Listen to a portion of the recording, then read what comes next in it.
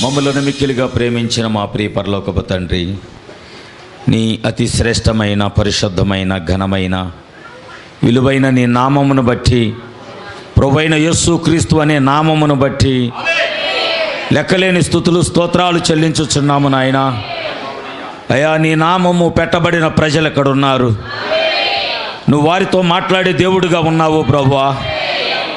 అల్పులము, అయోగ్యులము, ఎన్నిక లేని వారము, యోగ్యత లేని వారము అయినను పరలోకం యొక్క శ్రేష్టమైన అతి విలువైన నీ స్థానాన్ని విడిచిపెట్టి ప్రభా, మురికి గుడ్డ వంటి వారము, దేవా, జగటమన్ను వంటి వారము, పురుగు వంటి నరులము, మాతో మాట్లాడటానికి నీ శ్రేష్టమైన వాక్యముతో మా మధ్యకు దిగివచ్చి మమ్మలను దర్శించడానికి ఇష్టపడిన దేవుడుగా ఈ ఉదయం యొక్క అగ్ని స్తంభం మాతో నిలబడి ఉండగా, అయా, అగ్ని స్తంభములో నుంచి నీ ప్రవక్తలు, నీ దాసులు, నీ ప్రజలు నీ స్వరాన్ని వినినట్లుగా అదే స్వరము ఈరోజు మేము వినులాగున సహాయం చేయమని ప్రార్థన చేస్తున్నానయ్యా. నీ స్వరము మా జీవితాలు మార్చునుగాక, మా పరిస్థితులు మార్చునుగాక, మా బ్రతుకులు మార్చునుగాక, మా జీవితాలు మార్చునుగాక. నీకే స్తోత్రములు చెల్లించుచున్నాను అయ్యా. సంఘానికి నీ స్వరం అవసరం, నీ వాక్యం అవసరం ప్రభా. మీరు మాతో మాట్లాడండి అయ్యా. వాక్యములకు వెళ్ళబోతున్నాం. చదవబడే లేఖనము గాయపడి హస్తాలకు అప్పగిస్తున్నానయ్యా. మీరే దిగువచ్చి ఆ లేఖనము చేత మాతో మాట్లాడి నీ నామానికి ఘనత, మహిమ, ప్రభావాలు పొందుకోమని ప్రభువైన యేసుక్రీస్తు నామములో ప్రార్థించి అడిగి వేడుకొనుచున్నాము తండ్రి. అందరం ఆమెను చెబుదాము. ఆమేన్. ఆమోసు గ్రంథము 8వ అధ్యాయము, పరిశుద్ధ గ్రంథమైన బైబిల్ నుండి ఆమోసు గ్రంథము 8వ అధ్యాయము 759వ పేజీ నెంబరు 6వ వచనం నుంచి మనము దయచేసి 12వ వచనం వరకు మనము చదువుకొని దేవుని యొక్క వాక్యాన్ని చదువుకుందాం. మన మధ్య సహోదరుడు మాథ్యూ ఉన్నాడు.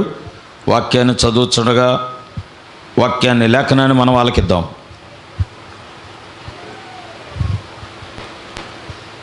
దరిద్రులను వెండికి కొన్నట్లును, పాదరక్షలనిచ్చి బీదవారిని కొన్నట్లును, చచ్చు ధాన్యమును మనము అమ్ముదము రండని, విశ్రాంతి దినం ఎప్పుడైపోవునో అని చెప్పుకొని వారలారా, ఈ మాట ఆలకించుడి. యాకోబు యొక్క అతిశయాస్పదము తోడని యెహోవా ప్రమాణము చేయనదేమనగా, వారి క్రియలను నేనెన్నడూ మరువను. ఇందును గూర్చి భూమి కంపించదా? దాని నివాసులందరూ అంగలార్చరా? నైల్ నది పొంగునట్లు భూమి అంతయు ఉబుకును. ఐగుప్తు దేశము నైల్ నది వలె అది ఉబుకును. మిస్రాయిము దేశము వలె, దేశ పునాది వలె అది అణిగిపోవును. ప్రభువైన యెహోవా సెలవిచ్చినదేమనగా, ఆ దినమున నేను మధ్యాహ్న కాలమందు సూర్యుని అస్తమింపజేయుదును, పగటి వేళను భూమికి చీకటి కమ్మజేయుదును. మీ పండుగ దినములను దుఃఖ దినములుగాను, మీ పాటలను ప్రలాపములుగాను మార్చుదును. అందరినీ మొలల మీద గోనెపట్ట కట్టుకొని చేయుదును. అందరి తలలను బోడి చేసేదను. ఒకనికి కలుగు ఏకపుత్ర శోకము వంటి ప్రలాపము నేను పుట్టింతును. దాని అంత్యదినము ఘోరమైన శ్రమదినముగా ఉండును. రాబో దినములందు దేశములో నేను క్షామం పుట్టింతును. అది అన్నపానము లేకపోవడం చేత కలుగు క్షామము కాక, యెహోవా మాటను వినకపోవడం వలన కలుగు క్షామముగా ఉండును. ఇదే యెహోవా వాక్కు. 12వ వచనము కూడా, కాబట్టి జనులు యెహోవా మాట వెదకుటకై ఈ సముద్రము నుండి ఆ సముద్రం వరకు, ఉత్తర దిక్కు నుండి తూర్పు దిక్కు వరకును సంచరించుదురు, కానీ అది వారికి దొరకదు. దేవుడి పరిశుద్ధ లేఖనాన్ని తన వినికిడిలో దీవించి ఆశీర్వదించును గాక. దయచేసి అందరం కూర్చుందాం.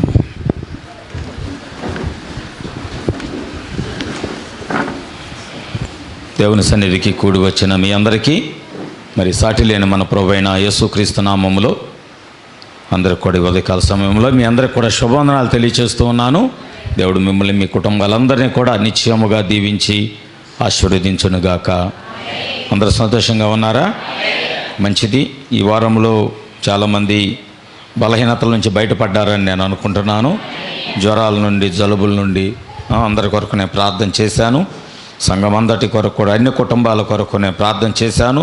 ప్రార్థనకు వచ్చిన వారి కొరకు, రాని వారి కొరకు కూడా నేను ప్రార్థన చేశాను. దేవుడు మిమ్మల్ని అందరినీ క్షేమంగా ఉంచాడని నేను అనుకుంటున్నాను. దేవుని స్తోత్రం. కనుక సిద్ధపాటు అనేది ముందు ఉండాలి. అప్పటికప్పుడు సిద్ధపడేదాన్ని రెడీమేడీ అంటారు.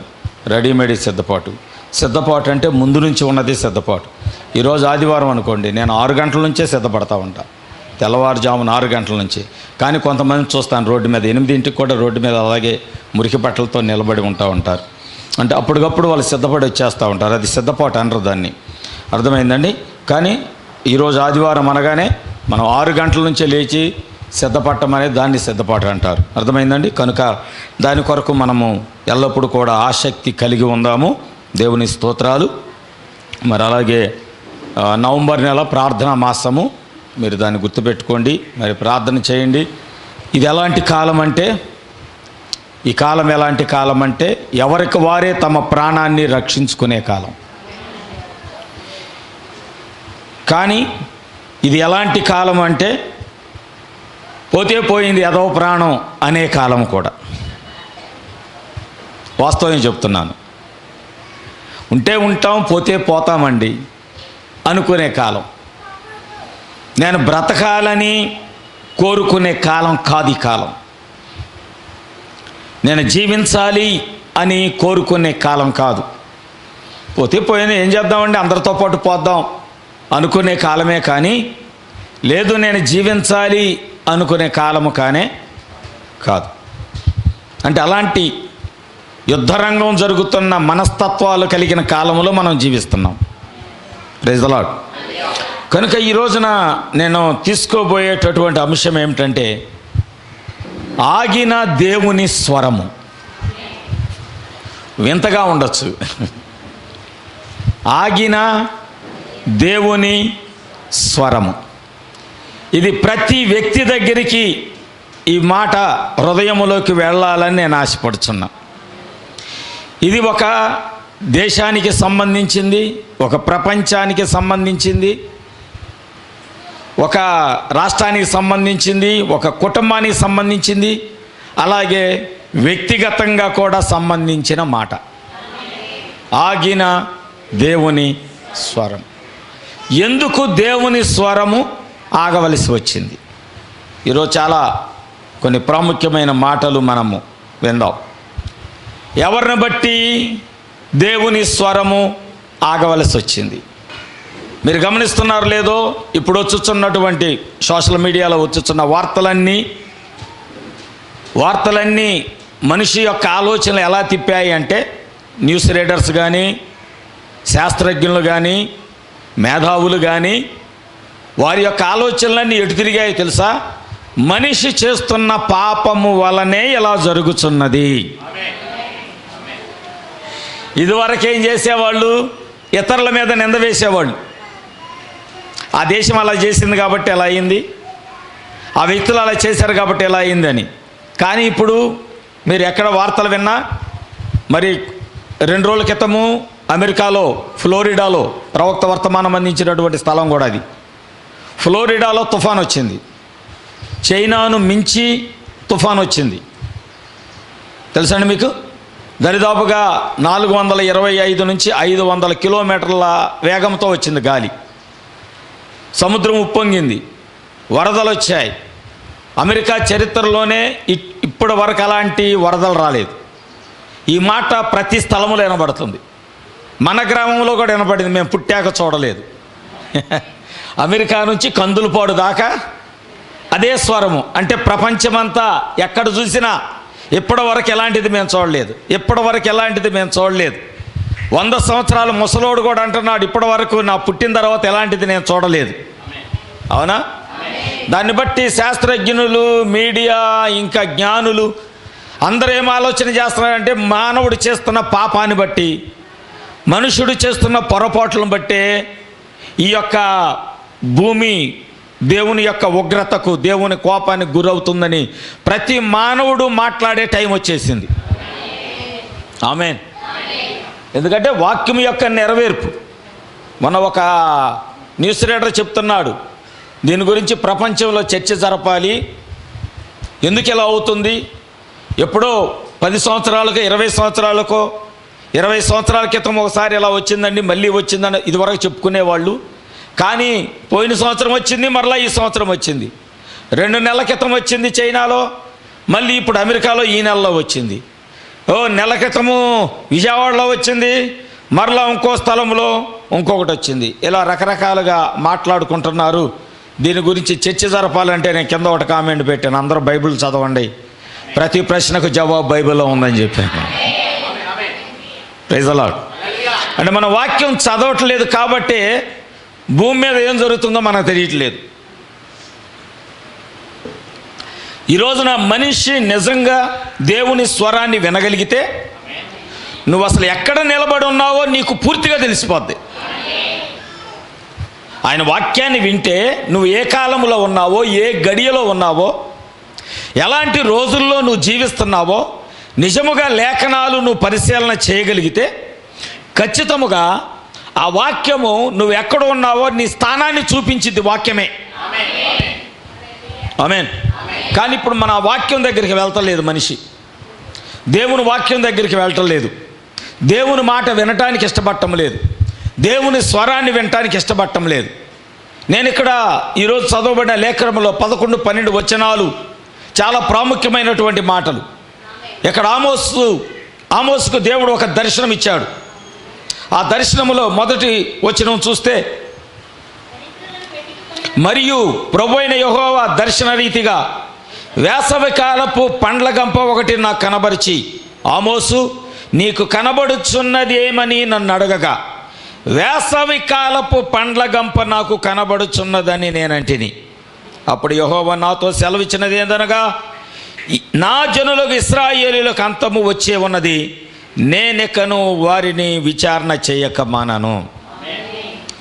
ఏమిటి వేసవి కాలపు పండ్ల గంప? నేను 2019లో కరోనా వచ్చినప్పుడు ఆన్లైన్లో చెప్పాను ఈ వాక్యం. ఎంతమంది గుర్తుందో నాకు తెలియదు, కానీ వేసవి కాలపు పండ్ల గంప దేవుని చిత్తమైతే ఎప్పుడన్నా బోధిద్దాం, మరలా దేవుడు అవకాశం ఇస్తే. దేవుడు ఒక దర్శనాన్ని చూపిస్తున్నాడు ప్రవక్తలకి. నా మాట ఆలకించండి. దేవుడు ప్రవక్తలకు ఎప్పుడు ఒక దర్శనాన్ని చూపించి, ఆమోసు ఏం కనబడుతుందంటే ఆయన చెప్తున్నాడు, వేసవి కాలపు పండ్ల గంప ఒకటి నాకు కనబడుచున్నది. ఖాళీ గంప కాదు, పండ్లతో నింపబడిన గంప. ఆమేన్. యెహెజ్కేలుని పిలిచాడు, యెహెజ్కేలు నీకేం కనబడుచున్నది? ఆయన అన్నాడు, అయ్యా ఎండిపోయిన ఎముకలు నాకు కనబడుచున్నవి. మరొక ప్రవక్తని పిలిచాడు, నీకేం కనబడుచున్నది? మరొక ప్రవక్తని పిలిచాడు, నీకేం కనబడుచున్నది? ఆ దర్శనము ప్రవక్తలకు ఇచ్చినప్పుడు ఆ దర్శనాలు వాళ్ళు ఏదైతే చూశారో అది తిరిగి వారు దేవునికి తెలియజేస్తూ ఉన్నారు. ఆమేన్. అయితే ఇక్కడ దేవుడు ఇశ్రాయేలీయుల గురించి ఒక మాట చెబుతున్నాడు. వారిని గురించి ఇక నేను విచారణ చేయకుండా ఉండలేను. తన సొంత ప్రజల ఎడలే ఆయన అలాంటి నిర్ణయం తీసుకుంటే, జాగ్రత్తగా వినాలండి, ఈ రోజున నీ ఎడల నా ఎడల అంటే ఆయన వాక్యము వినని వారి ఎడల, ఆయన వాక్యము గురించి అసలు ఆలోచన చెయ్యని వారి ఎడల. ఇందాక 6వ వచనంలో సహోదరుడు చదివాడు కదా, వ్యాపారం ఎప్పుడు చేసుకోవాలి? అమ్మా ఆదివారం ఎప్పుడైపోద్ది, మళ్ళీ మధ్యాహ్నం నుంచి మేము వ్యాపారానికి వెళ్ళాలి, ఉదయాన్నే వెంటనే చింత చిగురు అమ్మడానికి వెళ్ళాలి, ఆదివారం ప్రార్థన మానేసి వినాయకుడికి ఏంటి ఆకులు చెట్లు ఫలాలు అమ్మటానికి వెళ్ళాలి. నీకు ఆదివారం ప్రార్థన అవసరం లేదు, చింత చిగురు అమ్మటం కావాలి. అన్యుల యొక్క పండగలు వస్తే వారికి కావలసినటువంటి పదార్థాలన్నీ అమ్మటానికి నీకు సమయం కావాలి. నీకు ఆదివారం ప్రార్థన అవసరం లేదు. దేవుని స్వరం వినటానికి నువ్వు ఇష్టపడటం లేదు, దేవునితో సహవాసం చేయటానికి నువ్వు ఇష్టపడటం లేదు, దేవునితో జీవించడానికి నువ్వు ఇష్టపడటం లేదు, వాక్యము వినాలని ఆశతో నువ్వు రావటం లేదు మందిరానికి.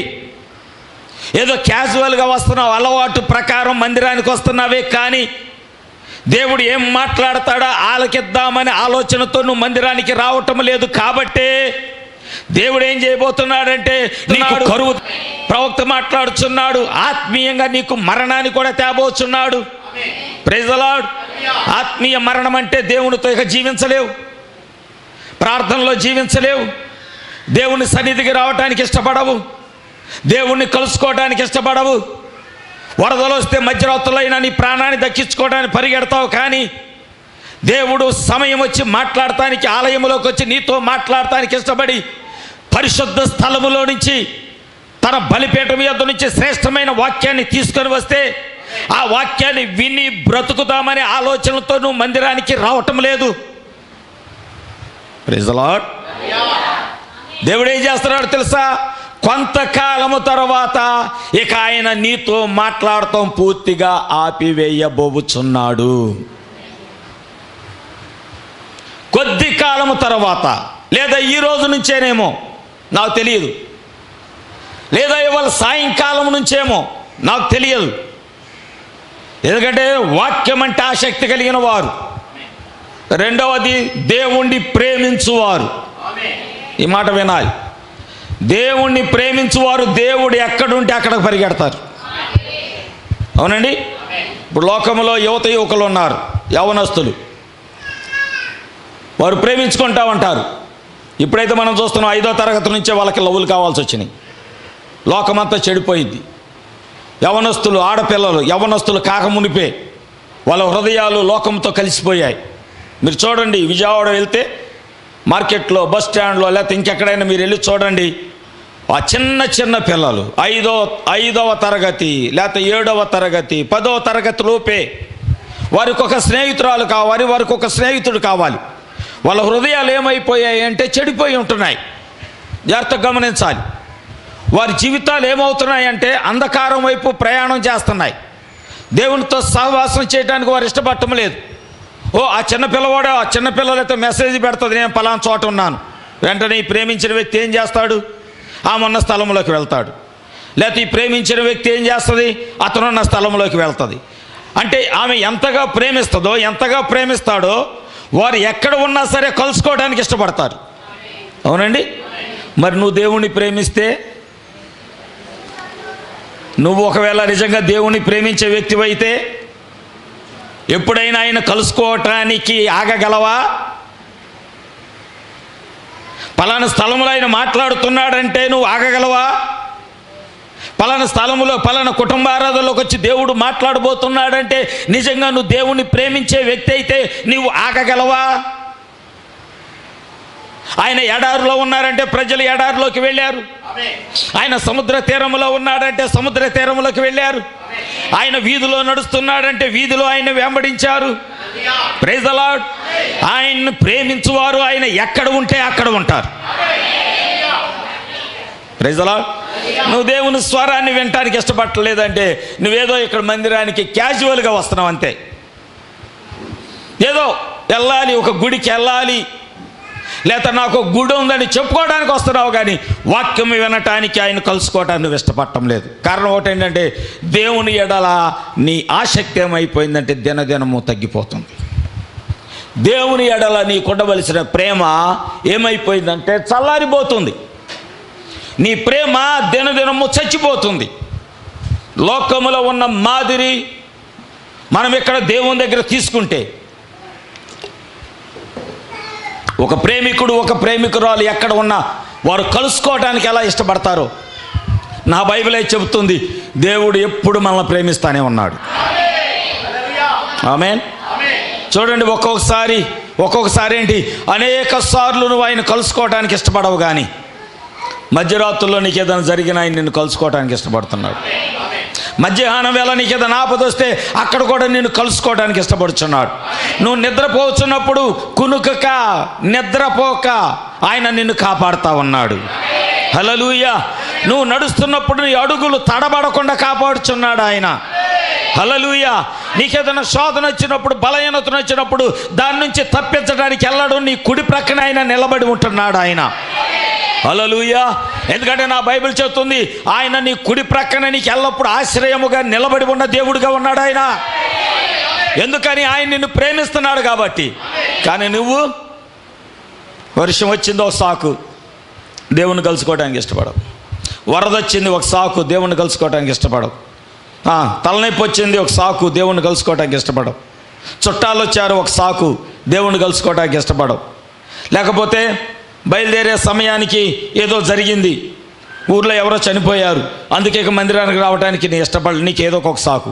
నిజంగా నువ్వు దేవుణ్ణి ప్రేమించే వ్యక్తివైతే, ప్రైజ్ ది లార్డ్, వాక్యాన్ని ప్రేమించే వ్యక్తివైతే, దేవుణ్ణి ప్రేమించడం అంటే ఏంటి?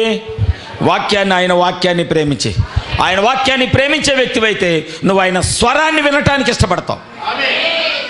Praise the lord. ఒకవేళ వద్దులేండి, ఇవాళ వద్దులేండి, ఇప్పుడు వద్దులేండి, అమ్మ అలిసిపోయానండి, అమ్మ లేదండి, అలా ఉన్నానండి, ఇలా ఉన్నానండి. మరి ఆ సమయంలో దేవుడు నీకు తోడుగా ఉన్నాడుగా. నిన్ను ప్రేమించే ఆయన నీ అలసట్లో నుంచి నిన్ను బయటికి తీసుకురావడానికి నీకు తోడుగా ఉన్నాడు. ఆ అలసట్లో నువ్వు ఆయన కలుసుకోవడానికి ఎందుకు ఇష్టపడటం లేదు? దేవుడు నిన్ను ప్రశ్నలు వేస్తున్నాడు ఈ రోజున. దేవుని స్తోత్రాలు. అందుకు ఆయన ఏమంటున్నాడంటే, రాబోవు దినముల యందు నేను క్షేమము కరువు పుట్టిస్తాను. ఈ మాట వినండి. రాబోవు దినములలో, రాబోవు కాలములో వాక్యం అంటే నీకు ఇష్టం లేకపోతే, దేవుని స్వరం అంటే ఇష్టం లేకపోతే, ఆయన ప్రేమించటం అనేది నీలో చచ్చిపోతే, రాబోవు దినాలలో నీ జీవితంలోకో, నీ కుటుంబంలోకో, నీ గ్రామంలోకో, నీ రాష్ట్రంలోకో, నీ దేశంలోకో, లేకపోతే ప్రపంచంలోకో దేవుడు కరువును రప్పించబోతున్నాడు. ఒక కరువు రాబోతుంది. ఇది ప్రవచనంగా రాసుకోండి. Praise the lord.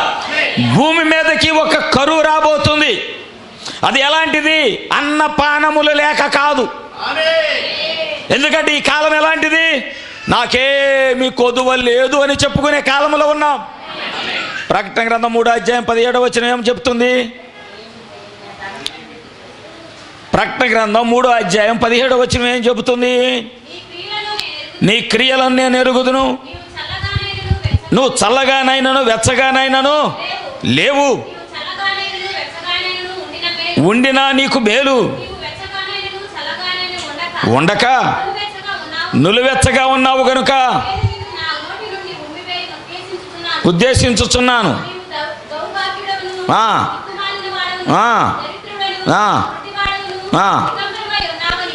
ఎరుగక నేను ధనవంతుడను, ధనవృద్ధి చేసుకొని ఉన్నాను, నాకేమీ కొదువు లేదని చెప్పుకొనుచున్నావు. దేవుడేనో నీ స్థితిని తెలియజేస్తుంటే, రాబో కాలము కరువు రాబోతుంది, రాబో కాలము ఉగ్రత రాబోతుంది, రాబో కాలములో అది నీ రాష్ట్రంలోనైనా, నీ దేశంలోనైనా, నీ ఇంటిలోనైనా నేను క్షేమాన్ని పుట్టించబోతున్నాను అని తెలియజేస్తుంటే నువ్వేమనుకుంటున్నావు? నాకేమీ కొదువు లేదు. ఈరోజు చూడండి, వస్తువు చిన్నగా ఉంటుంది, ఖరీదు ఎక్కువగా ఉంటుంది. అది ఈ కాలం. మీరు చిన్న వస్తువు కదిలించండి, చాలా ఖరీదు. అమ్మో ఇంత కాస్టా, కానీ కొనక మాంటున్నావా? మానతల్లా. ఎందుకని?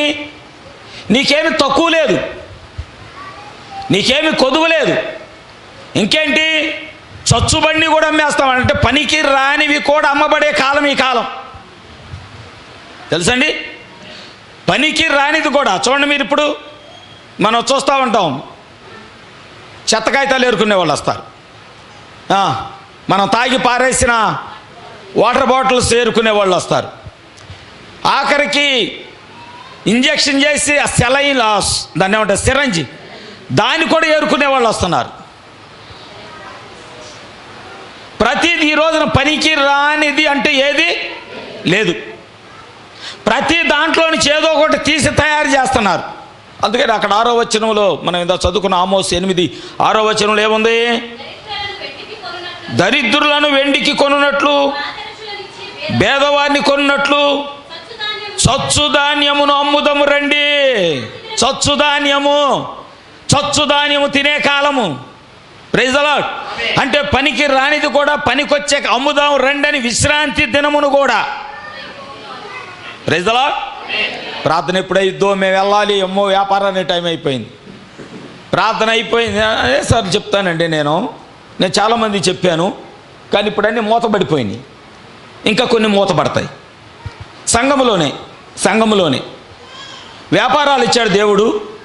ఆ వ్యాపారాలు అడ్డం పెట్టుకొని ప్రార్థనలు మానేశారు. దేవుడు ఈరోజు నా వ్యాపారాలు తీసేశాడు.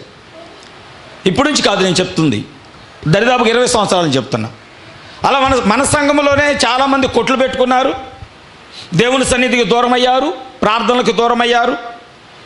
ఆ టయానికి ఎవరో బేరం వస్తుంది, ప్రార్థనకు రాలేరు. దేవుడు ఏం చేశాడు? ఆ వ్యాపారాలన్నీ పక్కన పెట్టుకున్నాడు. మరొక పని ప్రారంభించారు, కొన్ని ప్రారంభించారు. ఆదివారం కుదరతలేదండి, అక్కడ కుదురుతుందండి. నేను ఒకటే చెప్తున్నా, వ్యాపారం చేసే వాళ్ళకి కొట్లు పెట్టుకున్న వాళ్ళకి, నీ వ్యాపారాన్ని అడ్డం పెట్టుకొని దేవుని సన్నిధిని మానేస్తే నీ వ్యాపారం నీకు దక్కకుండా చేస్తాడు దేవుడు. నీ ఉద్యోగాన్ని అడ్డం పెట్టుకొని ఒకవేళ దేవుని స్వరం వినటానికి ఇష్టపడకపోతే నీ ఉద్యోగం నీ యొద్ద నుంచి దేవుడు తొలగిస్తాడు. ఇది రాసి పెట్టుకోండి మీ డైరీలో, మీ బైబిల్లో ఏదైనా పేపర్ ఉంటే. ఇది ఖచ్చితంగా జరిగింది. ఇల్లు కట్టుకుంటున్నామండి అందుకే రాలేకపోయాం, ఆ ఇల్లు ఆగిపోద్ది ఖచ్చితంగా. కొన్ని ఆగిపోబోతున్నాయి తొందరలో, వ్యాపారాలు, ఇల్లులు. నీ పనిని అడ్డు పెట్టుకొని దేవుని యొక్క సన్నిధిని దూరం చేసుకుంటే నీ పనిని దేవుడు దూరం చేస్తాడు. ఇది ఉన్నది, బైబిల్లో ఉన్నది నేను చెప్తున్నానండి, నా సొంతం చెప్పట్లేదు. ఎందుకంటే ఆయనకి కోపం ఎక్కువ. నువ్వు దేవుణ్ణి ప్రేమించకపోతే ఈ లోకంలో ఎవరిని ప్రేమిస్తావండి? రేపో మాపో చచ్చే మనుషులనా, రేపో మాపో సమాధిలోకి వెళ్ళే మనుషులనా ఎక్కువగా ప్రేమించేది? రోగం వస్తే తెల్లవారితే బ్రతుకుతారో లేదో అనేటటువంటి గ్యారంటీ లేని మనుషులనా నువ్వు ఎక్కువగా ప్రేమించే దేవుని కంటే ఎక్కువగా?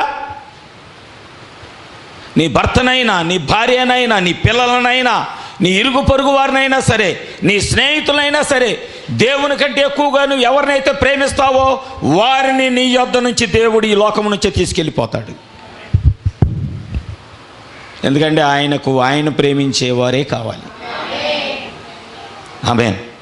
మీరు ఎక్కడైనా చూసుకోండి, నువ్వెప్పుడైతే ఆ మొదటి స్థానము దేవుడు ఉండవలసిన, నీ హృదయములో దేవుడు ఉండవలసిన ఆ ప్రేమ స్థానములో మరొక ప్రేమ వచ్చి నీ హృదయంలోకి చేరగానే నీ జీవితంలో నుంచి ఒక్కొక్కటి అన్ని లాస్.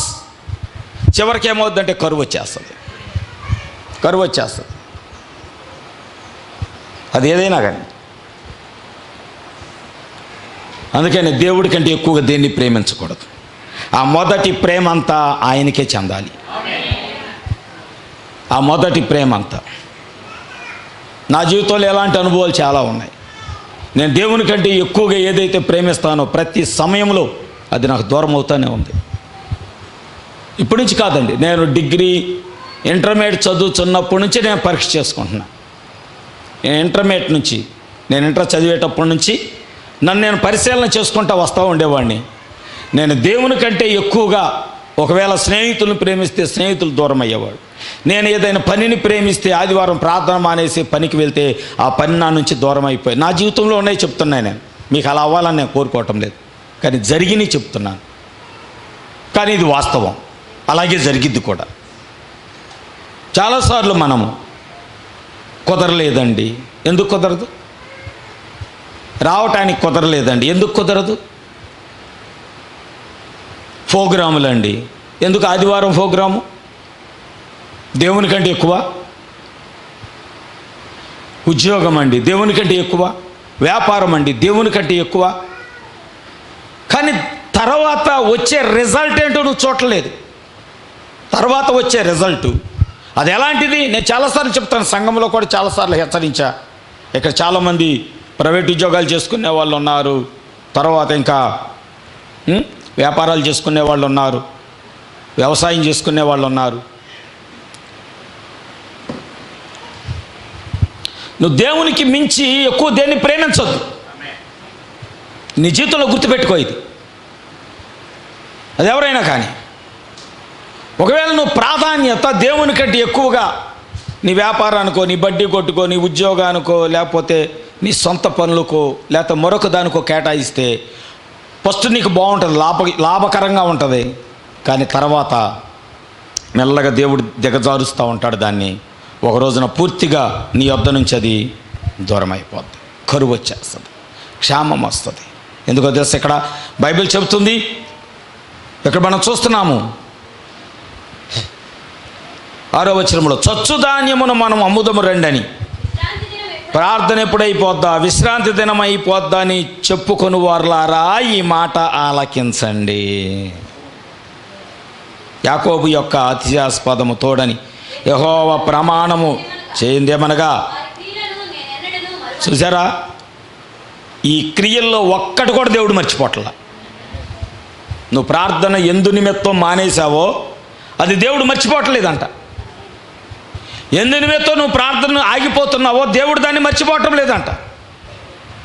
నీ క్రియలన్నీ దేవుడు జ్ఞాపకం చేసుకుంటున్నాడు. ఆయన ఏమంటున్నాడు? నీ గురించి భూమి కంపించదా? ఎలాగా? నైలు నది పొంగునట్లుగా భూమి అంతా ఉపగదా? చూసారా? ఉగ్రత ఎక్కడ? మన కాళ్ళ కింద ప్రారంభమైంది. ఉగ్రత మన కాళ్ళ కిందే. దేవుని మాట వినకపోవటాన్ని బట్టి, దేవుని వాక్యాన్ని వినకపోవటాన్ని బట్టి, ఆయన స్వరాన్ని వినకపోవటాన్ని బట్టి 11వ వచనంలో అదే ఉంది. రాబో దినములందు నేను దేశంలో క్షేమం పుట్టిస్తా, అన్నపానములు లేకపోవుట చేత కలుగు క్షేమము కాక దేవుని మాట వినకపోవట వలన కలుగు కరువు. ఇదే యెహోవా వాక్కు.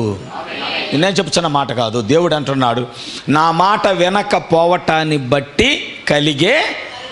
రైట్. అయితే ఇక్కడ యెజబేలు మతమైన వర్తమానంలో ప్రవక్త అద్భుతకరమైనటువంటి మాటలు కొన్ని మాట్లాడి ఉన్నాడు. దాన్ని నేను మీకు తెలియచేయాలి. ఏమిటా విషయం అంటే, దేవుడు అంటే ఏలియాని పిలిచాడు. ఏలియా ఎక్కడ? అరణ్యములో ఉండేవాడు. జాగ్రత్తగా వింటున్నారా? ఆయన అరణ్యములో ఆయన దేవునితో సహవాసం చేసేవాడు. ఆయన ఎల్లప్పుడూ కూడా దేవునితో నివాసం చేసినటువంటి వాడు. అప్పటికే ఆయనకు 70 సంవత్సరాలు బోసి వచ్చి ఉండొచ్చేమో. అతడు కడువృద్ధుడు, ఆయన ముసలివాడైపోయాడు. అతడు అరణ్యములో ఉండటాన్ని బట్టి అతడు నిజంగా ఒక అడవి మనిషి వలె ఉన్నాడు. ఆమేన్. ఆయన గురించి లోకానికి తెలియదు. వింటున్నారా? దేవునితో సహవాసం చేస్తున్న ఒక ప్రవక్త గురించి లోకానికి తెలియదు. కానీ ఒక రోజున దేవుడు ఇశ్రాయేలీలకి వెళ్ళి చూస్తూ ఉన్నాడు. ఇశ్రాయేలీలకి వెళ్ళి చూస్తూ ఉంటే ఇశ్రాయేలీలు ఎలా ఉన్నారు? త్రోవ తప్పి తిరుగుతున్న వారులాగా ఉన్నారు. Praise the Lord. వాళ్ళు దేవుని యొక్క ధర్మశాస్త్రాన్ని విడిచిపెట్టిన వారుగా ఉన్నారు. రెండవదిగా ఎలా ఉన్నారు? జాగ్రత్తగా వినాలి. ఇప్పుడు మనం కూడా అదే స్థానంలో ఉంటే చూసుకోవాలి. ఇప్పుడు మనం ఒకవేళ అదే స్థానంలో ఉంటే వాక్యాన్ని విడిచి తిరిగేవారిగా, త్రోవ తప్పి తిరిగేవారిగా, దేవుణ్ణి విడిచి తిరిగేవారిగా ఉంటే ఆయన కనుదృష్టి అంట. ఆయన ఏమన్నా బైబిల్ ఏం చెప్తుంది? ఆకాశములో నుండి ఆయన నరులందరినీ అందులో నువ్వు లేవా? అందులో నేను లేనా? అందులో మనం లేమా? ఆయన ఆకాశములో నుంచి ఆయన తను చూస్తున్నప్పుడు మనం ఆయన కనబడటం లేదా? Praise the lord. కనబడుచున్నప్పుడు, ఆయన నిన్ను చూస్తున్నప్పుడు నువ్వు ఆయనకు వాక్యానుసారంగా జీవిస్తున్నావు లేదో ఆయన కనబడటం లేదా? Praise the Lord. నువ్వు ఆయన విడిచి తిరుగుతున్న విధానం ఆయన కనబడటం లేదా? దేవుని సన్నిధి వెళ్ళాలని తెలిసినా కానీ వాయిదాలేసే ఆ పనుల గురించి దేవుడు చూడటం లేదా? ఆయన అన్నాడు, నీ క్రియలన్నీ నేను చూచుచున్నాను. ఆమేన్. నీవు నడవటం ఆయనకి తెలుసు. నువ్వు కూర్చుండుట చెప్పలేక, నువ్వు లేచుట ఆయనకు, నువ్వు నిద్రించుట, నువ్వు మేలుకొనుట, ప్రైజ్ ది లార్డ్, నువ్వు ఆలోచన చేయుట కూడా దేవుడు నీకు తెలుసు. Praise the Lord. ఎందుకంటే దేవుడు సమస్తము చూచిన దేవుడు అయి ఉన్నాడు. ఆమేన్. ప్రతిదినము ఆయన తన బిడ్డలతో సహవాసం చేసే దేవుడుగా ఉన్నాడు. ఒక దినమందు ఎప్పుడైతే ఆదాము దేవునితో సహవాసం చేయటానికి ఇష్టపడక, ఆమేన్, ఆయన ఒక చెట్టు చాటుకి వెళ్ళి దాక్కోవటం ప్రారంభించాడు. ఆదామును చూసిన దేవుడు ఆయన భూమి మీదకి వచ్చి, ఆయన ఏదెనులోకి వచ్చి ఆయన ఆదామును పిలవటం ప్రారంభించాడు. ఆదామా నువ్వెక్కడా? ఆదామా నువ్వెక్కడా? ఆదాము అన్నాడు, అయ్యా నీ స్వరం విన్నప్పుడు నేను భయపడి దాక్కున్నాను. హల్లెలూయా. రోజు నా స్వరం వినటానికి ఇష్టపడేవాడివి, ఎందుకు ఈరోజు నా స్వరం వినటానికి భయపడుతున్నావు? మనలో కూడా ఒక్కోసారి కొన్ని పిరికాత్మలు, కొన్ని బలహీనతలు, లేకపోతే మనకు తెలియకుండా మనం చేస్తున్న తప్పులు ఒక్కోసారి ఆయన ఎదుటి తీసుకురావటానికి మన హృదయాల్లో భయాన్ని కలగచేస్తాయి. దేవుని ఎదుటికి మనం ఎందుకు యథార్థంగా రాలేకపోతున్నాం? ఆయన ఎందుకు నేరుగా మనం చూడలేకపోతున్నామంటే లోపల ఎక్కడో ఏదో మనం చేశామనే ఒక భయం, ఏదో అబద్ధం ఆడామనే ఒక భయం, ఏదో తప్పు చేశామన్న ఒక భయము మనలను యథార్థమైన మార్గంలోకి తీసుకురాకుండా దేవుడంటే భయం కలిగేలా చేస్తుంది. అవునా? ఆదామును చూచిన దేవుడు అడుగుతున్నాడు, ఆదామా నువ్వెక్కడా? ఆదాము నువ్వెక్కడా? ప్రతిరోజు ఆయన స్వరము ఏదైనాలో ఉండేది. ప్రతి సాయంకాల సమయంలో, ఆమేన్, ప్రతిరోజు దేవుని స్వరము వినే సంఘము, ప్రతిరోజు దేవుని వాక్యం వినే సంఘము, ప్రతిరోజు దేవునితో సహవాసం చేసే సంఘము ఏమైంది ఈ రోజున? ఎందుకు నువ్వు దేవునికి దూరంగా పారిపోతున్నావు? ఎందుకు వాక్యానికి దూరంగా ఉండాలనుకుంటున్నావు? ఎందుకు సహవాసానికి దూరంగా ఉండాలనుకుంటున్నావు? పొరపాటు ఎక్కడ జరిగింది? ఇప్పుడు పొరపాటు ఎక్కడ జరిగింది? దేవుని దగ్గర చెప్పండి. ఏదే తోటలోనా? సంఘములో, మనలో ఒప్పుకోవాలి. ఆ పొరపాటును బట్టే నేను దేవుని ఎదుటికి యథార్థంగా నేను రాలేకపోతున్నాను. ఒక్కోసారి మనుషుల హృదయాలు ఎలా ఉంటాయంటే, వాళ్ళకి మంచి జరిగినంతసేపు మందిరంలో ఉంటారు. కొద్దిగా వాళ్ళకి వ్యతిరేకంగా కనపడగానే దేవుడు మరి ఎందుకో మనిషికి ఇది యొక్క చెడ్డ హృదయం ఇచ్చాడు నాకు తెలియదు, కానీ ఆ చెడ్డ మనస్తత్వం ఎందుకు ఇచ్చాడో తెలియదు, కానీ కొద్దిగా వ్యతిరేకం కనపడగానే, కొద్దిగా ఏదో నా ఎళ్ళ దైవ సేవకుడు ఏదో కొద్దిగా ఒకలాగా ఉన్నాడు అని అనుకోగానే, లేకపోతే సంఘంలో నా గురించి ఒక విశ్వాసి ఇలా ఉన్నాడు అనుకోగానే ఫస్ట్ పాడైపోయేది నీ హృదయమే. నీ హృదయం పాడవపోగానే దేవుని దగ్గరికి రావేక. నీ హృదయం రానివ్వదు. నీ హృదయం పాడవగానే దేవుని సన్నిధికి రానివ్వదు. నేను రానులేపో, నేను రానులేపో, అక్కడికి నేను రాను పో. పాడైపోయింది నీ హృదయం, చెడ్డదైపోయింది నీ హృదయం. దాన్ని బట్టి రాబో కాలములో నీ కుటుంబంలోకి, నీ జీవితంలోకి ఒక భయంకరమైన కరువు రాబోతుంది. ఎందుకంటే దేవుడు అన్నాడు, తిండి లేక కాదు కరువు. నీకు తిండి ఉంటుంది, ఆహారం ఉంటుంది, డబ్బులు కూడా విస్తారంగా ఉంటుంది. ఎందుకంటే ఈ రోజున డబ్బు లేని వాళ్ళు ఎవరు లేరు. మాకేం కొదువు లేదండి అని చెప్పుకునే కాలం ఈ కాలం. ఎందుకంటే మనం లౌకిక సంఘ చివరి సంఘ కాలం యొక్క పరిస్థితులు మనం చూస్తూ ఉన్నాం. ఆమె మాకేమీ కొదువు లేదండి అని చెప్పుకునే కాలంలో ప్రకటన గ్రంథంలో రాయబడిన మాట నేను చెప్పుచున్నాను. అలాంటి స్థితి మరి ఏం కరువు అయ్యా అంటే, అయ్యా వాక్యము కొరకు కరువు, దేవుని స్వరము వినపడక కరువు. ఆమేన్. దేవుని స్వరము వినపడక, వాక్యము వినపడక. ఇప్పుడు సైతాన్ ఏం చేస్తుందో తెలుసా? జాగ్రత్తగా వినండి. ఎక్కడున్న విశ్వాసులు వినండి, బయట వాళ్ళు నిన్న వినకపోయినా ఎక్కడున్న విశ్వాసులు వినండి. ఒకవేళ నీ హృదయం పాడైపోతే వెంటనే సాతాను సమాజం ఒకటి ఉంటుంది, సాతాను సంఘం ఒకటి ఉంటుంది. వాళ్ళు వెంటనే అంటారు, అక్కడికి వెళ్ళిపోయావు, ఎక్కడికి వచ్చాయి, అక్కడికి వెళ్ళకపోయావు మా సంఘానికి వచ్చాయి, అక్కడికి వెళ్ళకపోయావు ఈ స్థలంలోకి వచ్చాయి. వెంటనే ఈ సాతాను సమాజం ఏం చేస్తుందంటే, నిన్ను వాక్యము యొక్క మార్గములో నుంచి తప్పించి అబద్ధపు బోధ, ఇప్పుడు నువ్వు పూర్తిగా తప్పిపోతావు. అప్పుడు కాస్త దేవునికి దూరమై తప్పిపోయావు, కానీ ఇప్పుడైతే ఇక పూర్తిగా వాక్యము నుంచే, దేవుని నుంచే నువ్వు తప్పిపోతావు. ఇంకా వాక్యం దొరకదు నీకు, దేవుని స్వరం వినపడదు. అక్కడికి వెళ్తావు, వాక్యం వింటావు, పిట్ట కథలు వినబడతా ఉంటాయి, జోకులు వినబడతా ఉంటాయి, కల్పనా కథలు వినబడతా ఉంటాయి. లేకపోతే సంఘములో వాళ్ళ ఇంటికి వెళ్ళాను గారెలు పెట్టారు, వాళ్ళ ఇంటికి వెళ్ళాను అరిసెలు పెట్టారు, వాళ్ళ కుటుంబ ప్రార్థనకి వెళ్తే కోడి మాంసం పెట్టింది, లేకపోతే వాళ్ళ ఇంటికి వెళ్తే మంచి వేట మాంసం పెట్టింది. ఈ కథలు చెప్ప, నీకు వాక్యం వినపడదు. వాక్యము కరువు నీ జీవితంలోకి వచ్చేస్తుంది. అప్పుడంట బైబిల్ చెప్తుంది, జనులు యెహోవా మాట వెతుకుటకై 12వ వచనం, ఈ సముద్రము నుండి ఆ సముద్రం వరకు, ఉత్తర దిక్కు నుండి తూర్పు దిక్కు వరకు సంచరించుదురు, కానీ అది వారికి దొరకదు. దేవుని స్వరం ఆగిపోయే కాలం ఒకటి రాబోతుంది భూమి మీద. నువ్వు అనుకోవద్దు ఎప్పుడైనా వెళ్ళొచ్చు ప్రార్థనకని, ఏ రోజైనా వెళ్ళొచ్చులే, ఈ సంవత్సరం కుదరలేదు అయ్య గారు, వచ్చే సంవత్సరం నుంచి అయితే ఖచ్చితంగా వద్దాం అనుకుంటున్నా,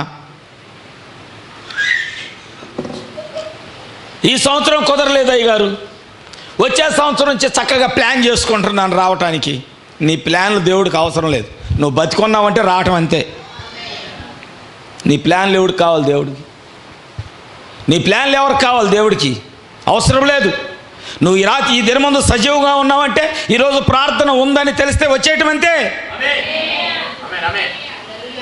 ఇంకా దాన్ని నువ్వు కారణాలు ఎత్తుకోవద్దు, దానికి డెఫినేషన్స్ ఎత్తుకోవద్దు, ఏం చెప్పాలి అని వెతుక్కోవద్దు. ఎందుకో తెలుసా? ఒక రోజున నువ్వు ఈ స్వరము కొరకు వెతికితే, అమ్మా వింటున్నావా సువార్తమా, ఈ స్వరము కొరకు ఒకవేళ నువ్వు వెతికితే, ఈ సముద్రం నుంచి ఆ సముద్రం దా ప్రయాణం చేసిన, ఉత్తర దిక్కు నుండి తూర్పు దిక్కు ప్రయాణం చేసిన, దేవుడు చెప్తున్నాడు, ఇక ఆ స్వరము నీకు వినబడదు. కారణం ఏంటో తెలుసా? ఆ స్వరము వినపడే సేవకుణ్ణి దేవుడు మరుగు చేయబోతున్నాడు కాబట్టి. Praise the Lord. మళ్ళీ మనం ఏలియా దగ్గరికి వచ్చేసాం. ప్రజలను చూశాడు ఆయన. ఇశ్రాయేలీలు ధర్మశాస్త్రాన్ని నెరవేర్చేవారుగా లేరు, వాక్యాన్ని నెరవేర్చేవారుగా లేరు. ఆహాబ్ మాటకు లోబడిపోయారు, యెజబెలు మాటకు లోబడిపోయారు. Praise the lord. దేవుని యొక్క వాక్యాన్ని వినటానికి బదులుగా ప్రవక్తలు ఉన్న కాలంలో కూడా యెజబెలు తన ప్రవక్తలను తయారు చేస్తుంది. ఎక్కడి నుంచి? ఇశ్రాయేలీల నుంచే. దేవుడు కోపం రాదా? ప్రవక్తని దేవుడు తయారు చేయాలి, మనుషులు కాదు. నా మాటలు ఎంతమందికి అర్థమవుతున్నాయో నాకు తెలియదు. ప్రవక్తలను దేవుడు తయారు చేయాలి. దేవుని చేత పంపబడిన మనుషులే ప్రవక్తలు. ఆమేన్. వారు ప్రత్యేకంగా ఉంటారు. అంతేగాని మనుషులు మా కొరకు మేము ప్రవక్తలను తయారు చేసుకుంటామంటే బైబిల్ గ్రంథంలో అందరూ ఫెయిల్ అయ్యారు. ఆమేన్. దేవుని కోపం వచ్చింది. వెంటనే ఏలియాను పంపించాడు. ఏలియా, నువ్వు అర్జెంటుగా నువ్వు అక్కడికి వెళ్ళాలి. ఆహాబు రాజ్యంలోకి వెళ్ళి ఇశ్రాయేలీల దగ్గరికి వెళ్ళు. ఓ, నేను ఒక వార్త చెప్పబోతున్నాను. ఆ వాక్యము ఉన్నది ఉన్నట్లుగా నువ్వు చెప్పాలి. ఏం చెప్పాలి ప్రభువా? 3.5 సంవత్సరాలు భూమి మీద వర్షమైనా మంచైనా రాదు, ఒక భయంకరమైన కరువు రాబోతుంది. ఇది ఆహారానికి సంబంధించిన కరువు, ఇది నీటికి సంబంధించిన కరువు. దేవుని స్తోత్రములు, హల్లెలూయా. ఎందుకంటే ఆ మాట చెప్పినప్పుడు ఇశ్రాయేలీలందరూ విన్నారు. అవునండి. ఆకాశంలో నుంచి ఒక వర్షము కురవదు, మంచు కురవదు అనే దాన్ని వాళ్ళు విన్నారు. వెంటనే దేవుడు ఏం చేశాడో తెలుసా? ఏలియా, నువ్వు చెప్పిన వర్తమానం, నువ్వు తెలియజేసిన వర్తమానం ఇశ్రాయేలీలందరూ విన్నారు కాబట్టి ఇప్పుడు నువ్వు ఎక్కడి నుంచి లేచి నీవు అరణ్యములోకి రా, నిన్ను నువ్వు ప్రత్యేకపరుచుకో. దేవునికి స్తోత్రాలు. ఓ, నిన్ను నువ్వు వేరైపో. ఎందుకో తెలుసా? నీ స్వరము విన్న తర్వాత, నీ వర్తమానం విన్న తర్వాత ప్రజలు లోబడకపోతే, నీవు ప్రకటించిన వర్తమానాన్ని ప్రజలు తిరస్కరిస్తే, నేను వాళ్ళకి ఏమి చేయబోతున్నానో నేను వాళ్ళకి తెలియజేస్తాను. యుద్ధాలు తీసుకొస్తా, కరువు తీసుకొస్తా, క్షామము కరువులు తీసుకొస్తా. దేవునికి స్తోత్రాలు, హల్లెలూయా. ఈ రోజున నిజముగా పరిశుద్ధాత్మ మనతో మాట్లాడుచున్నప్పుడు ఆయన తన సేవకులు, నిజమైన సేవకులను ఎల్లప్పుడూ ఆయన మరుగు చేసే దేవుడిగా ఉన్నాడు. అవునండి. ఓ, ఇది కరువు రాబోతుంది. దేన్ని బట్టి? ఆహారాన్ని బట్టి కాదు. అవునా? రొట్టె లేకపోవటాన్ని బట్టో, లేకపోతే ఆహారం లేకపోవటాన్ని బట్టో, నీళ్లు లేకపోవటాన్ని బట్టో వచ్చే కరువు కాదు. ఆయన వాక్యమును, సత్యమును వినకపోవటాన్ని బట్టి వచ్చే కరువు. Praise the Lord. ఇది ప్రతి కాలంలో జరుగుతుందా?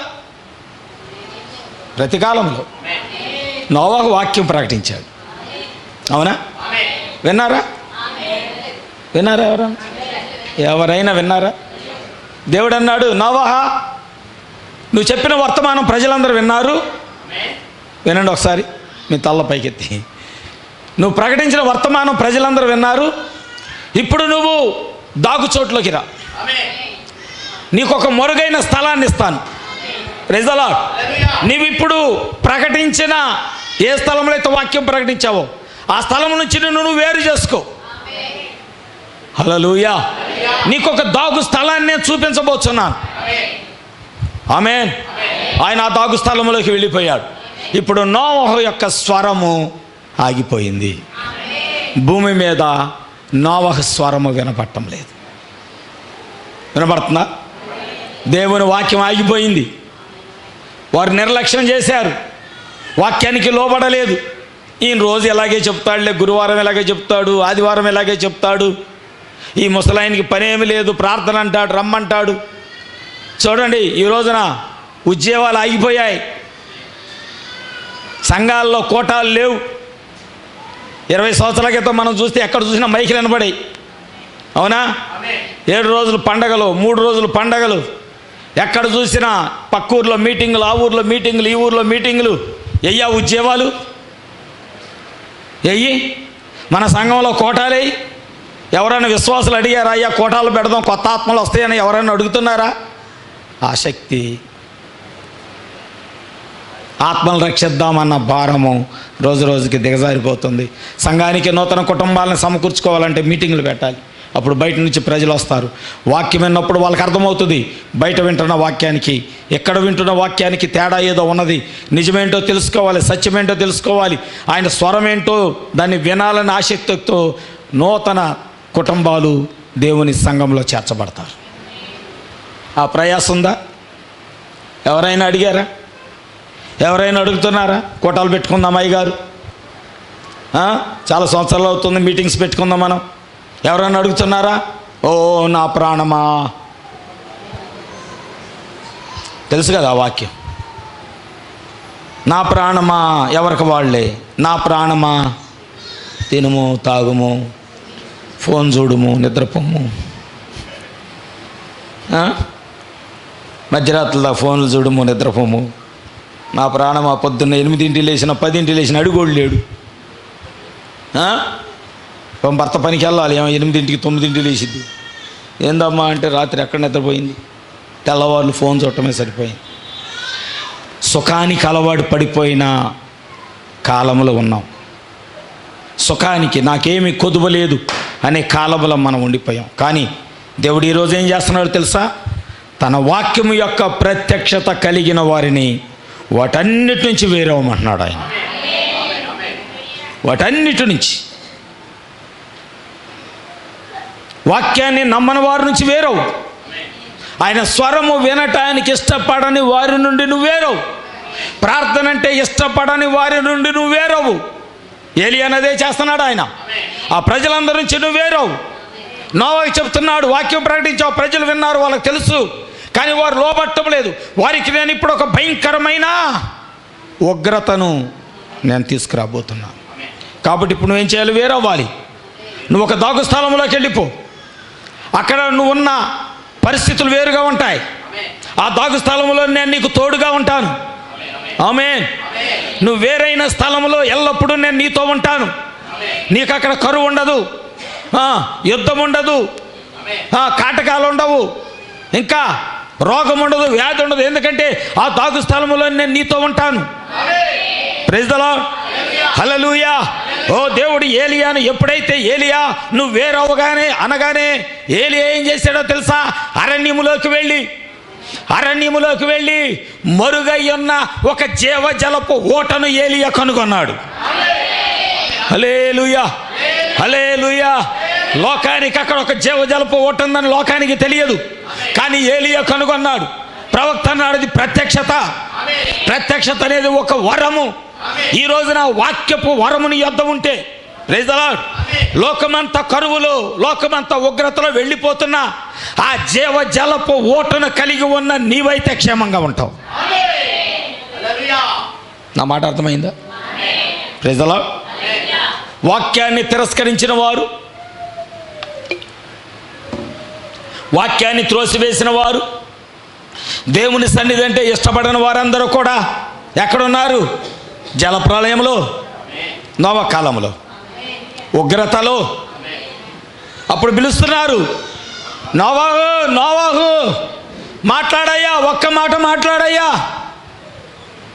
నోవాహు ఒక్క మాట మాట్లాడు, ప్రభువా ఒక్క మాట సెలవివ్వవా, ప్రభువా ప్రభువా ఒక్కసారి మాట్లాడవా. నువ్వు కేక వేసినా దేవుడు అంటున్నాడు అది వారికి దొరకదు. దేవుని స్వరం వారికి దొరకదు.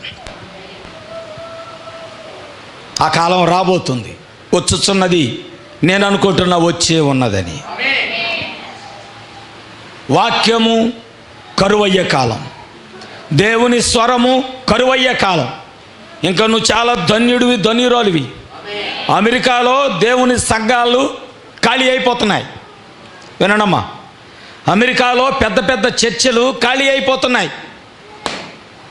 మన బోయిస్ గారు చెప్తున్నారు 200 మంది ఉన్న సంఘము పోయినసారి వెళ్తే ఇప్పుడు 5 ఉన్నారంట. 5 ఉన్నారు వర్తమాన సంఘంలో. అంతకుముందు 300 మంది సంఘం ఉన్న స్థలంలో మళ్ళీ వాక్యం చెప్పడానికి వెళ్ళేసరికి 15 మంది ఉన్నారు. ఒక స్థలంలో 3 ఉన్నారు.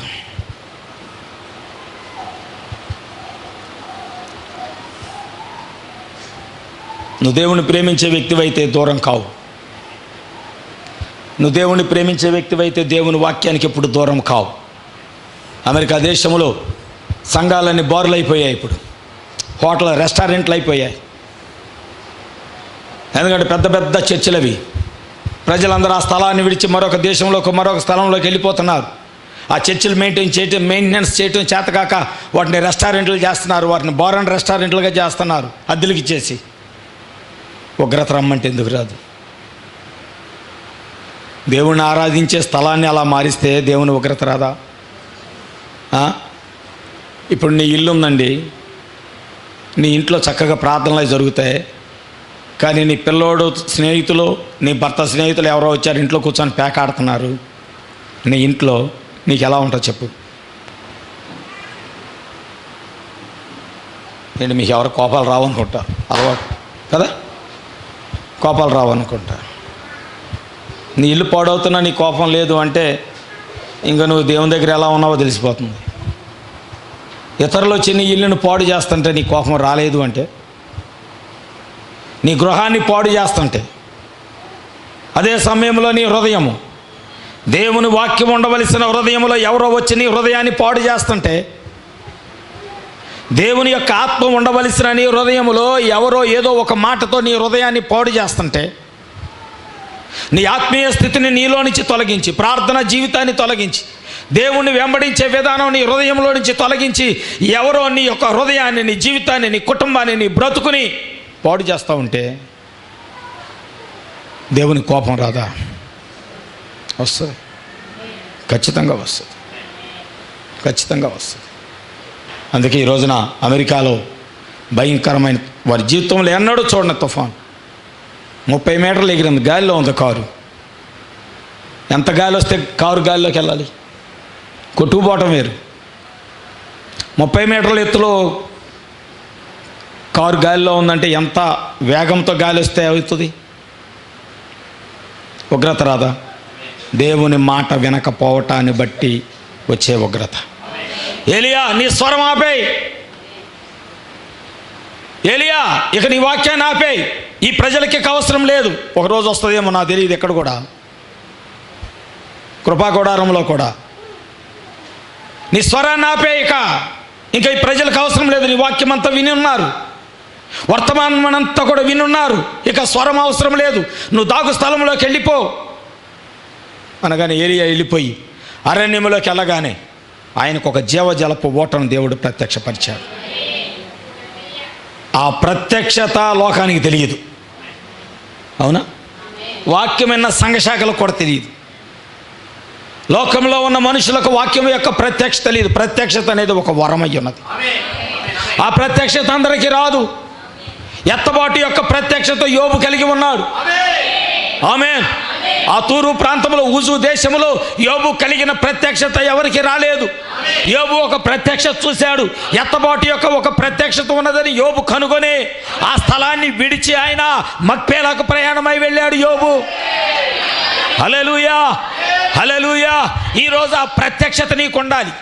ఆ నీటి ఓటల యొక్క ప్రత్యక్షత ఏలియా కలిగి ఉన్నట్లుగా, ఆ ఎత్తబాటు యొక్క ప్రత్యక్షత యోబు కలిగి ఉండినట్లుగా, ఈ దినమందు మరుగయ్యున్న వాక్యము యొక్క ప్రత్యక్షత ప్రకటన గ్రంథం 10:7లో 7వ దూత వచ్చి బైబిల్ గ్రంథంలో ఉన్న మర్మములన్నీ తెలియపరిచినట్లుగా ఆ వాక్యము యొక్క ప్రత్యక్షత కలిగిన సంఘము గాను ఈరోజు ఉండగలిగితే లోకమంతా కరువు ఉండొచ్చు, లోకమంతా ఉగ్రతలో ఉండొచ్చు, లోకమంతా నాశనములో ఉండొచ్చు. పాదాల కింద నుంచి నైలు నది నీళ్లు ఉబికినట్లుగా భూమిలో నుంచి పాదాల కింద నీళ్లు ఉబకవచ్చు. ఆయనను దేవుడు ఏలియాను దాచినట్లుగా, దేవుడు యోబును దాచినట్లుగా, దేవుడు నోవాహును దాచినట్లుగా ఆయన నిన్ను నన్ను కూడా తన దాగు స్థలములో దాచి ఉంచుతాడు ఆయన. హల్లెలూయా. అందుకే ఆయన స్వరం వినటానికి మనం ఇష్టపడాలి. ప్రవక్త మాట్లాడుతున్నాడు, ఓ నిజముగా ఏలియా స్వరం అక్కడితో ఆగిపోలేదంట. ఏలియా స్వరం ఇంకా వినిపించవలసిన గడియలు కొన్ని ఉన్నాయంట. ఆమేన్. ఏలియా యొక్క వాక్యం, ఏలియా ద్వారా ప్రకటించవలసిన వర్తమానం ఇంకా కొద్దిగా దాచబడి ఉందంట. దాని కొరకు ఆయన ఏం చేశాడో తెలుసా? ఆ మరుగైన స్థలములో దాచి ఉంచినప్పుడు ఆయన కాకోలములను పక్షులను పంపించి దేవుడంట ఏలియాకు ఆహారాన్ని సమకూరుస్తూ ఏలియా బ్రతికి ఉండులాగున, ఏలియా జీవించి ఉండులాగున, ప్రైజ్ ది లార్డ్, దేవుడంట ఏలియాకు ఆ దాగు స్థలములన్నీ సమకూరుస్తూ ఉన్నాడు. ఓ ఆకాశ పక్షులంట ఏలియా స్వరాన్ని కాపాడుతూ ఉన్నాయంట. ఆమేన్ ఆమేన్ ఆమేన్. ఏలియా యొక్క స్వరాన్ని ఆకాశ పక్షులు కాపాడుతున్నాయంట. ఓ ప్రజలైతే ఆ స్వరాన్ని వినలేదు, కానీ వినటానికి ఇష్టపడలేదు, కానీ ఈ వాక్యం వినటానికి ఇష్టపడలేదు. అమ్మో అంత కఠినమైతే ఎలాగయ్యా, అంత కష్టమైతే ఎలాగండి, అంత పరిశుద్ధంగా ఉండాలంటే ఎలాగండి, ఆ స్వరం వినటానికి ఇష్టపడలేదంట. కానీ కాకులైతే ఏలియా స్వరాన్ని కాపాడటానికి ప్రతిరోజు ప్రయత్నం చేస్తున్నాయంట. ఎందుకో తెలుసా? ఆయన మరలా ఏలియా దేవుడే, మరలా దేవుడని ఆయన రుజువు చేసుకోవడానికి సారేపతి వెళ్ళవలసి ఉన్నది. ఆ స్వరాన్ని వినటానికి ఇష్టపడిన సంఘం మరొకటి ఉన్నది. ప్రతి కాలములో ఈ చిన్న సంఘం ఒకటి ఉంటుంది. సంఘమా, హల్లెలూయా. ప్రపంచంలో అందరూ దేవుని వాక్యాన్ని విని మర్చిపోవచ్చేమో, కానీ నిజమైన ఆయన స్వరాన్ని వినే చిన్న సంఘము, ఆ సారేపతి అనే ఒక చిన్న సంఘం ఉంటుంది. ఆ సంఘానికి కూడా ఏలియా స్వరమే కావాలి. ఆమేన్ ఆమేన్. ఆ చిన్న సంఘమే దేవుని యొక్క వధువై అన్నది. ఆ చిన్న సంఘము దేవుని వధువై అన్నది. ఈ రోజున ఆ వధువుకి ఏ స్వరం కావాలంటే ఏలియా స్వరమే కావాలి. ఆమేన్. అందుకే మన కొరకు ఏలియా పంపబడ్డాడు. అవునండి, మన కొరకు ఏలియా పంపబడ్డాడు. ఆయన అంటున్నాడు, లోకంలో కరువు ఉంది, కానీ ఈ కరువు కాలం అంతా నువ్వు కలిగిన ప్రత్యక్షత వాక్యముతో, ఆమేన్, నీవు కలిగి ఉన్న స్వరముతో నువ్వు పోషించబడతావు. సారేపతి విధవరాలు యొక్క కుటుంబానికి వెళ్ళిన వాక్యం అదే. కరువు లోకానికి కరువు, స్వరము యొక్క ప్రత్యక్షత కలిగిన వారికి కాదు. ఈ వర్తమానం యొక్క ప్రత్యక్షత కలిగిన వారికి కరువు లేదండి. ఆమేన్. ఎందుకంటే వారు అందులో మునిగి ఉన్నారు, అందులో తేలి ఉన్నారు. ఈ ప్రత్యక్షత యొక్క వాక్యములో వాళ్ళు ఈదుతున్నారు. ఆమేన్. అందుకే లోకంలో ఏం జరగబోతుందో ముందే మనకు తెలుసు, ప్రపంచంలో ఏం జరగబోతుందో మనకు ముందే తెలుసు. Praise the Lord. కానీ దేవుని యొక్క కోపము లోకం మీద రగులుకుంటుంది.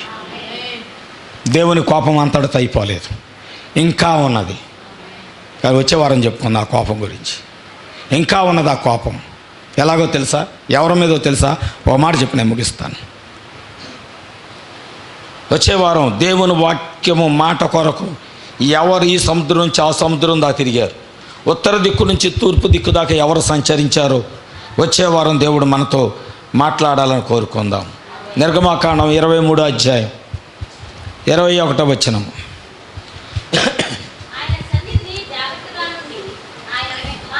నిర్గమాకాండం 23:21 చదువమ్మా.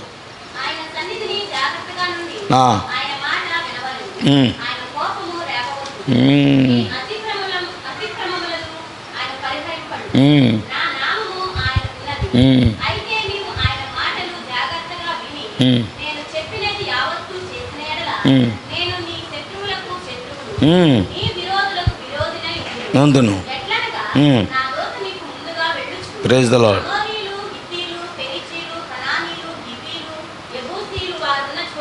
నేను రప్పించును, నేను వారిని సంహరించేదను. దేవుని స్తోత్రాలు. దేవుడు ఇక్కడ చెబుతున్నాడు ఎవరి మీద కోపం వచ్చిందంట. హెబ్రీయులు రాసిన పత్రిక 3:16. హెబ్రీయులు రాసిన పత్రిక 3:16. విని ఆయన కోపం పుట్టించిన వారు ఎవరు? ఐగుప్తులో నుండి బయలుదేరి. దేవుని స్తోత్రాలు. దేవుని కోపం అంట ఎవరి వల్ల వచ్చింది? వాక్యము వినని వారి గురించి కాదండి. నీకు అసలు వాక్యం తెలియదు అనుకో, అసలు నీ మీద దేవుడి కోపం ఉండదు. ఎందుకంటే నీకు తెలియదు కాబట్టి. నువ్వు 9th క్లాస్లో ఉన్నావు, నీ 10th క్లాస్ ఎగ్జామ్ ఎట్ట పెడతారు? సింపుల్గా అర్థం అవటానికి చెబుతున్నా అమ్మ అభ్యలా. నువ్వు 9th క్లాస్ చదువుతున్నావు అనుకో, నువ్వు 10th క్లాస్ పేపర్ ఇస్తారా నీకు? ఎవరు? ఎందుకని? నువ్వు చదవలేదు కాబట్టి. అదే నువ్వు 10th క్లాస్ చదువు ఉన్నావు అనుకో, ఖచ్చితంగా నీకు పరీక్ష ఉంటుంది. అవునా? మీరు స్కూల్కి వెళ్తున్నారు, మీరు అందరూ వెళ్తున్నారా? దేవుడు ఎవరికి పరీక్ష? వాక్యము విని వెంబడించిన వారి మీద, వాక్యాన్ని విని అనుసరించిన వారి మీద. నీకు అసలు వాక్యమే తెలియదు అనుకో, అసలు నీ గురించి దేవుడు ఆలోచన చేయడు. వాళ్ళకి వాక్యం తెలియదు, వాళ్ళ మీద కోప్పడి నేనేం చేయను. వాళ్ళకి చెప్పినప్పుడే కదా వాళ్ళు నేర్చుకుంటారు. వాళ్ళకి చెప్పి వాళ్ళు చేయకపోతే అప్పుడు నాకు కోపం వస్తుంది దేవుడు అంటాడు. ఈ దినమందు కూడా అదే మాట్లాడుతున్నాడు. హెబ్రీల్లో పౌలు మాట్లాడుతున్నాడు. ఆయన కోపం పుట్టించిన వారు ఎవరో? ప్రవక్త చేత నడిపించబడి ప్రవక్త యొక్క వర్తమానాన్ని విని. అర్థమైందా? ఎవరా ప్రవక్త? మోషే ప్రవక్త. మోషే చేత నడిపించబడి మోషే చెప్పిన బోధలు విని, అవునా, మోషే చేత ఐగుప్తు నుంచి విడిపించబడి అన్నీ తెలిసి కూడా దేవుని కోపం తెప్పించారంట. అందుకే వాళ్ళకి కరువు వచ్చింది, అందుకే వాళ్ళకి నేల కొరత వచ్చింది, ఆహారపు కొరత వచ్చింది, రోగాలు వచ్చాయి, తెగుళ్ళు వచ్చాయి. అవునా? ఈరోజున మరి మనం దేవుని యొక్క వాక్యాన్ని ఎంతో వింటున్నాం, ఎన్నో వర్తమానాలు వింటున్నాం, ఎంతో బలమైన ఆహారాన్ని మనం తింటున్నాం. ఒకవేళ ఈ వాక్యాన్ని విని తిన్న తర్వాత కూడా మనం ఆయన్ని వెంబడించకపోతే మన జీవితంలో కూడా ఆమోస్ 8:11% అవకాశాలు ఉన్నాయి. ఆయన కోపం పుట్టించిన వాళ్ళు ఎవరు అంటే, మోషే అన్నాడు ఆయన కోపం రేపొద్దు. మోషే అన్నాడు ఆయన కోపం రేపొద్దు. ప్రవక్తలు చెప్తున్నారు ఆయన కోపం రేపొద్దు. Praise the Lord. ఎందుకంటే ఆయన కోపం ముందు ఎవరో నిలబడలేరు. ఆయన కోపాగ్నికి భూమి తలకిందులవుతుందంట, ఆయన కోపానికి ఆకాశం బద్దలవుతుందంట. Praise the Lord. కనుక ఆయన కోపం రేపవద్దని ప్రవక్తలు మాట్లాడుతున్నారు. పౌలు అంటున్నాడు ఆయన కోపం తెప్పించింది ఎవరో? వాక్యము విని వెంబడించిన వారి గురించే కదా. అవునా? ఈరోజు దేవుడు మనతో మాట్లాడుతున్నప్పుడు ఆమోస్లో కూడా అదే అన్నాడు. ఏమంటున్నాడు? నేను వారికి కరువు రప్పించబోతున్నా, క్షేమము రప్పించబోతున్నాను. ఎలాంటి క్షేమము, ఎలాంటి కరువు? అది వెనకపోవటాన్ని బట్టు కలిగే క్షేమము అంటే కరువు. ఒకవేళ ఈరోజు నువ్వు కూడా ఆయన స్వరము ఆగిపోయిందా, ఇంక అయిపోయినట్టే. ఆయన స్వరం ఆగిపోయిందా, ఇక తర్వాత నీకు ఎంత ప్రయాసపడ్డా. బైబిల్లో ఉన్నాడు ఒకడు, ఆయన స్వరం వినాలని 4 ప్రయత్నాలు చేశాడు. 4 ప్రయత్నాలు ఫెయిల్ అయిపోతే 5వ ప్రయత్నంలో దేవుడు వేరే మార్గంలో జవాబిచ్చాడు, కానీ దేవుని స్వరం ఆయనకి వినపడలేదు. వచ్చేవారం చూద్దాం అతను ఎవరు. కానీ ఈ రోజున దేవుడు మనతో మాట్లాడినటువంటి లేఖనం ఏదైతే ఉన్నదో, ఒకటే మనం ఇక్కడ తీసుకొని వెళ్ళాల్సింది ఏంటంటే, వాక్యము విని అనుసరించకపోతే దేవుని కోపం వస్తుంది. వాక్యము విని వెంబడించకపోతే దేవుని కోపం వస్తుంది. వాక్యము విని అనుసరించకపోతే ఒక రోజున ఆ వాక్యమే నీకు ఇక నీ జీవితంలో ఎంత ప్రయాసపడ్డా సరే, ఈ వాక్యము వేరే బోధల గురించి నేను మాట్లాడట్లా, ఈ బోధ నీకు వినపడకుండా దేవుడు చేస్తాడు. తర్వాత నువ్వు ఎంత ప్రయాసపడ్డా, నువ్వెంత వెతికినా ఆయన స్వరం వినపడదు. నీకు నీ విషయంలో ఆయన స్వరం ఆగిపోతాయి. నీ విషయంలో, నీ కుటుంబం విషయంలో ఆయన స్వరం ఆగిపోద్ది. నువ్వెంత ప్రయాసపడ్డా ఎంత శ్రేష్టమైన ప్రత్యక్షతో కూడిన వాక్యాన్ని మాత్రం నువ్వు పొందుకోలేవు. బయటికి వెళ్ళి గాలి బోధలు వినొచ్చు, సంఘశాఖల బోధలు వినొచ్చు, లేకపోతే పెట్టకథలు వినొచ్చు, కల్పనా కథలు అనేక రకాలైన వినొచ్చు, కానీ శ్రేష్టమైన ప్రత్యక్షతో కూడిన దేవుని యొక్క స్వరాన్ని మాత్రం దేవుడు నీకు వినిపింపనీయడు. ఇది ఖచ్చితం. కనుక ఈ రోజున ఈ వాక్యాన్ని మనం భయంతో తీసుకొని, ప్రభువా నాకు ఈ పరిస్థితి రాకూడదు, ఏలియా వలే నోవహు వలే ఒక ప్రత్యేకమైన దాగు స్థలములో నీతో నేను నివాసం చేసే వ్యక్తిగా ఉండాలి, అట్టి స్థితి నాకు కలగచేయు ప్రభు అని నువ్వు దేవుణ్ణి ప్రార్థిస్తే ఖచ్చితంగా అట్టి కృప దేవుడు మనందరికి కలగచేయునుగాక. ఆమేన్. God bless you. ప్రార్థన చేసుకుందాం తల్ల వంశం.